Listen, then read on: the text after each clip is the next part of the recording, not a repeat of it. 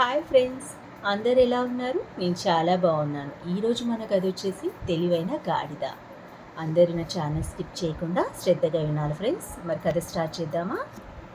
అనగనగా ఓ ఊళ్ళో గాడిద ఉండేది. తనకు తాను చాలా తెలివైన గాడిదగా భావిస్తుండేది. ఒకరోజు గాడిద యజమాని ఓ ఉప్పు బస్తాను దానిపై పెట్టి వేరే చోటుకు తరలించుకున్నాడు. మార్గమధ్యంలో ఓ చిన్న సెలేరు దాటి వెళ్లాల్సి ఉంది. ఇలా గాడిద ఆ ఉప్పు బస్తాను మోసుకుంటూ వెళుతుండగా దానికి ఓ ఆలోచన తట్టింది. వెంటనే ఆ ఉప్పు బస్తాను నీటిలోకి పడేసింది.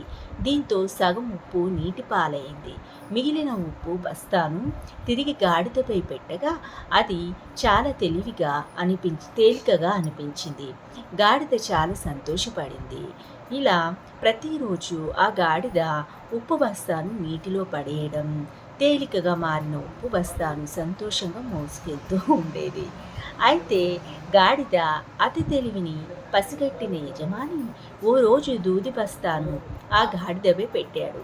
ఈ బస్తాను కూడా ఆ సెల్లర్లో పడేస్తే మరింత తేలికగా మారుతుందని భావించిన గాడిద ఆ దూది బస్తాను నీటిలో పడేసింది.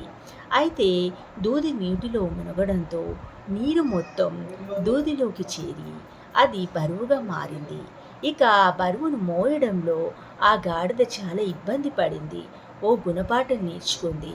ఆ తర్వాత ఎప్పుడు ఇలాంటి వేషాలు వేయకుండా పని సరిగ్గా చేయడం ప్రారంభించింది.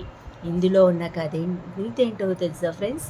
అదృష్టం ఎప్పుడు మనపైనే ఉంటుందనుకోవడం మూర్ఖత్వం అవుతుంది. మరి కథ నచ్చిందా ఫ్రెండ్స్?